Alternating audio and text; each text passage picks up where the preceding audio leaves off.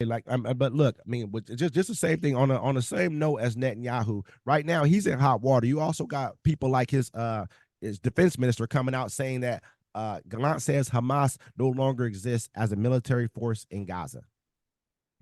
And so Israel Defense Minister Yuval Gallant has told international media that Hamas no longer exists as a military formation in Gaza and urged Prime Minister Benjamin Netanyahu to make a deal.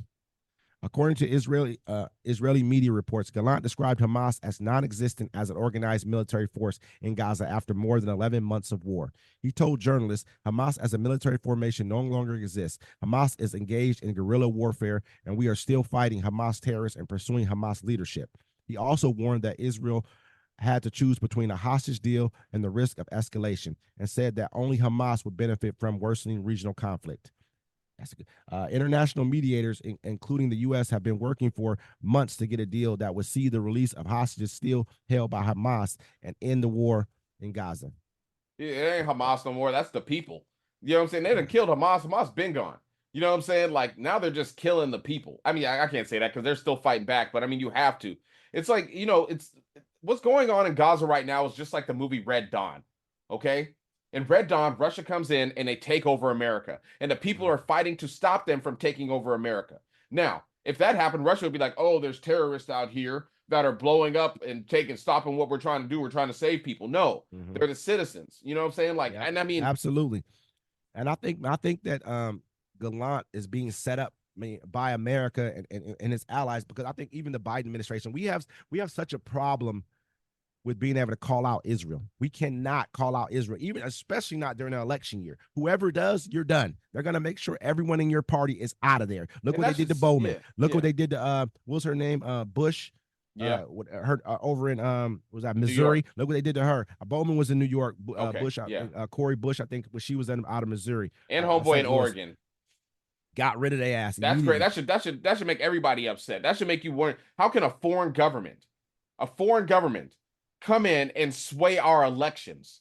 Yeah, I mean, and they run. I mean, they spent $25 million on a primary, man. On a primary, $25 million. Then I think they spent almost 15. I think they spent like 10 or 15 or something like that on Corey Corey Bush's well, I think that's what her name was. I can't remember.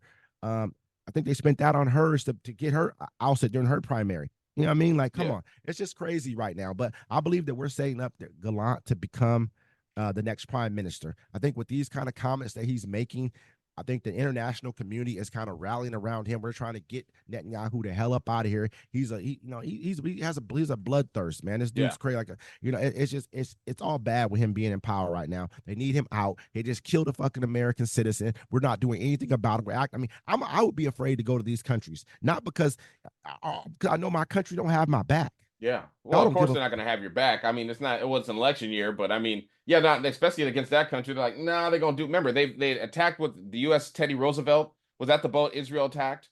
I can't remember, but I know what you're talking about. Back in like the 50s or 60s or something about like the 70s, the 70s and stuff. Because like they showed a guy, people were protesting. And he was like, F them. And he talked about they attacked them because they didn't want to watch. They didn't want the Americans to see them killing Egyptians at the time. Yep, that's committing a genocide. They came back with gun. I think they came back with helicopters and shooting the people who were on the deck of the boat. They hit it with some type of torpedo. They tried to sink it. Yeah, and America didn't even strike back. We didn't do shit about it, man. And we let it ride out. And they tried to sink it because they didn't, like you said, they didn't want us to see them killing innocent citizens. Yeah. You know what I mean? So they rather try to sink our boat, and then they were going to blame it on someone else. These I'm going to keep it, man. And the stuff about 9/11 is looking a little crazier. The more stories they put, I don't want to get into it. I don't want it, but I'm like, but it just we need to do it. We need to do an expose on this, man. I'm trying to tell you, we need to just talk, because it's just factual. What we're talking about is factual. You know what I mean? So I feel like one other thing too. I really want to well, there's one thing